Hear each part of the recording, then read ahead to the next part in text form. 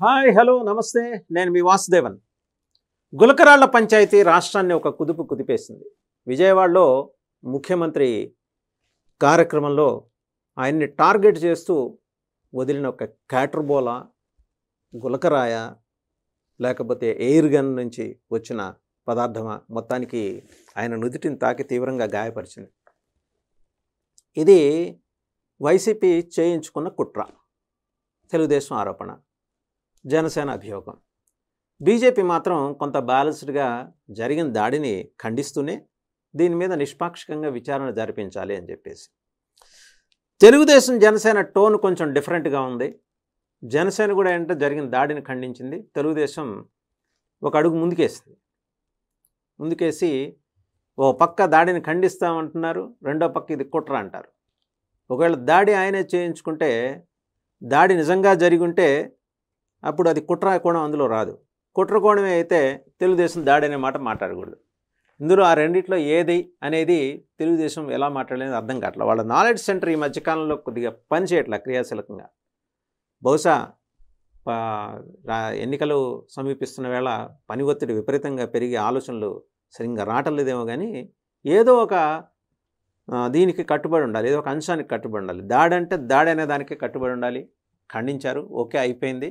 ఒకవేళ కుట్ర అయితే ఎస్ ఇందులో కుట్ర కూడా ఉంది, దాడి కాదు, వాళ్ళే చేయించుకున్నారనే మాట కానీ కట్టుబడి ఉండాలి. సరే, కూటమిలో కూడా ఈ అంశం మీద ఒక ఏకాభిప్రాయం లేదు. ఒకళ్ళు దాడి అంటారు, ఒకళ్ళు కుట్ర అంటారు, ఇంకోళ్ళేమో వేరే అంశాలు తెర మీద తీసుకొస్తారు. ఇక పవన్ కళ్యాణ్ గారు మాత్రం చాలా ఖచ్చితంగా మాట్లాడారు ఈ విషయంలో. దాడిని ఖండిస్తూనే ఇటువంటి అంశాలు ప్రజాస్వామిక వ్యవస్థకి రేపు పొద్దున ఆ వ్యవస్థ మనుగడకి ఇబ్బంది కలిగించే అంశాలు కాబట్టి వీటిని ఎక్కడో చోట తుడిచేయాలి. ఒక 30 ఏళ్ల క్రితమో 40 ఏళ్ల క్రితమో బీహార్లో జరిగే సంఘటనల ఆధారంగా మరీ బీహార్ అయిపోయింది, మరీ బీహార్లో ఎలా జరుగుతుందో చూడండి అని చెప్పుకునే రోజులు మన పెద్దోళ్ళు చెబితే మనకి తెలిసేవి.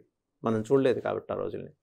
కానీ ఈరోజు ఆంధ్రప్రదేశ్ మరో బీహార్గా మారిపోయింది అని చెప్పేసి అనుకోవాల్సిన పరిస్థితులు వచ్చాయని చెప్పేసి తెలుగుదేశం, జనసేన, బీజేపీ వీళ్ళు పార్టీలుగా అంటున్నారు, ప్రజలు కూడా అంటున్నారు. ముఖ్యమంత్రి ఒక కార్యక్రమానికి వెళ్తుంటే, ఆయన బస్సు మీద అడ్రస్ చేయడానికి వెళ్తుంటే కరెంటు తీసేయటం ఏంటి ఒక పాయింట్. రెండోది, ఎంత హై సెక్యూరిటీ ఏర్పాటు చేయాల్సిన పోలీస్ వ్యవస్థ నిర్వీర్యం కావటం ఏంటి. 3, దీనికి బాధ్యులైన వాళ్ళని ఐడెంటిఫై చేయడంలో జరిగిన జాప్యానికి గల కారణం ఏంటి. అండ్ అలాగే ఆయన మీద దాడి జరగటానికి స్కోప్ ఉన్న ప్రాంతాల మీద నిఘా ఉంచాల్సిన స్థానిక పోలీస్ యంత్రాంగం ఏమైంది. వీటన్నిటికీ సమాధానం లేవు. ఎందుకంటే సింగ్ నగర్ కొంచెం సెన్సిటివ్ ఏరియా విజయవాడ సిటీలో. అలాంటి ప్రాంతంలో మరి దాడి జరిగేందుకు రాళ్లతో ఆయన మీద దాడి జరిగింది. కొంచెం తప్పిపోయింది కాబట్టి ఆయన ఎడం కంటికి పైన జరిగింది కాబట్టి అప్పటికి తీవ్ర గాయమే. అదే కంటిని టార్గెట్ చేసినట్టుగా కనిపించింది. అదే జరిగితే ఎంత ప్రమాదం ఏర్పడేది. అంటే ముఖ్యమంత్రికి రక్షణ లేని ఒక వ్యవస్థలో మనం ఉన్నామా. రెండో రోజు చంద్రబాబు గారు మీద కూడా రాళ్ల దాడి జరిగే ప్రయత్నం, పవన్ కళ్యాణ్ గారి మీద. సరే, ఆ కుర్రాన్ని ఎవరినో ఐడెంటిఫై చేశారు, పట్టుకున్నారు. చంద్రబాబు గారు ఓ మాట అన్నారు, ఏంటంటే క్లెమోర్ మైన్ దాడినే ఎదుర్కొన్నోడిని ఈ రాళ్ల దాడి నాకు లెక్క అని. అయ్యా, మీరు ఎదుర్కొన్నారు, మీరు సమర్థవంతులు, మీరు ధీరులు, మీరు వీరుడు, ఎదుర్కొన్నారు, బయటపడ్డారు, సంతోషం. కానీ ఎందుకో మీకు సానుభూతి రాజకీయాలు పనిచేయట్లా. ఆ రోజు మరి క్లెమోర్ మైన్ దాడి నుంచి బయటపడిన తర్వాత కూడా మీరు గెలవాల రాష్ట్రంలో. అలాగే మొన్నటికి మొన్న మీరు అరెస్ట్ అయ్యి, అదేదో అక్రమ కేసు అని మీరు అంటుంటారు, ఆ కేసులో అరెస్ట్ అయ్యి 52 రోజులు జైల్లో ఉన్నప్పుడు కూడా బహుశా వచ్చిన 2-3 రోజుల పాటు ఏవో ఎమోషన్స్ నడిచాయి, కానీ ఇవాళది ఎన్నికల ఎజెండా కాకుండా పోయింది. మీకు సానుభూతిలోనో లేకపోతే వివేకానందరెడ్డి హత్య వల్లనో ఆ అంశాన్నే మనం ఎజెండాగా పెట్టుకుని వెళ్తే ఇలాగే ఉంటుంది. మీకంటూ కాంక్రీట్గా ఏం ప్లాన్ ఉంది? 14 ఏళ్ళు ముఖ్యమంత్రిగా ఉన్నప్పుడు మీరు సృష్టించిన సాఫ్ట్వేర్ ఉద్యోగాలు కాకుండా ఇంకేం చేశారు? తీసుకొచ్చిన కియా కాకుండా మీరు ఇంకేం చేశారు? రాష్ట్ర జీడిపి పెరగడానికి మీ దగ్గర ఆ రోజు మీరు తీసుకున్న చర్యలు ఏంటి? పర్మనెంట్ రాజధాని కడతారనుకుంటే 5 ఏళ్ల పాటు తాత్కాలిక రాజధానిలోనే మీరు నివసించడానికి గల కారణాలేంటి? 3 ఏళ్ల పాటు సవ్యంగా ఉన్న తర్వాత కేంద్రంతో గొడవపడి ఘర్షణ పడి నల్ల చొక్కాలు నల్ల బెలూన్లతోటి మీరు చేసిన విన్యాసాలు ఏంటి? దాని రిప్రికేషన్స్ ఏంటి? ఇవాళ మోడీకి భయపడి మీరు ఆయనకు మద్దతు ఇస్తున్నారా? మోడీ మీద గౌరవంతో మద్దతు ఇస్తున్నారా? ఆంధ్రప్రదేశ్ ప్రయోజనాల కోసం మద్దతు ఇస్తున్నారా? లేదా జగన్మోహన్ రెడ్డిని దించాలనే ఏకైక లక్ష్యంతో మద్దతు ఇస్తున్నారా? These are all the questions. తెలుగుదేశమే ఈరోజు ఎక్కువ సమాధానాలు చెప్పుకోవాలి.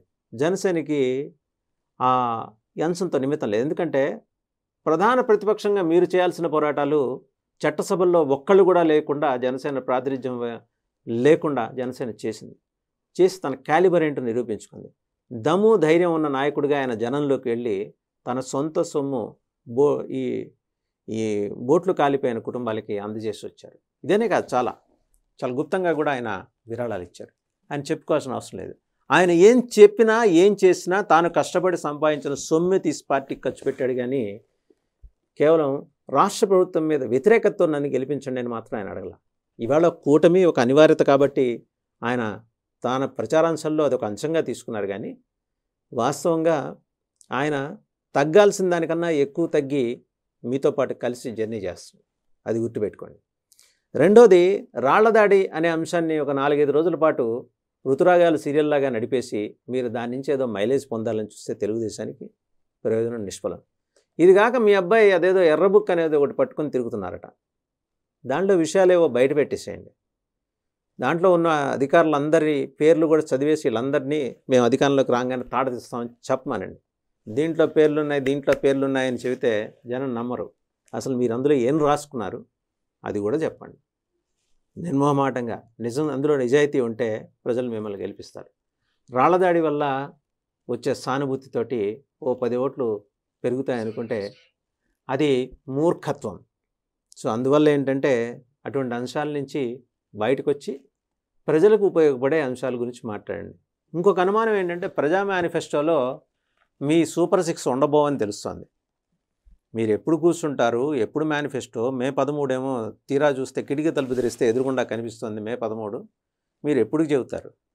ముస్లిం రిజర్వేషన్స్ మీద మీ స్టాండ్ ఏంటి? ఎందుకంటే ఉమ్మడిగా మీరు వెళ్తున్నారు.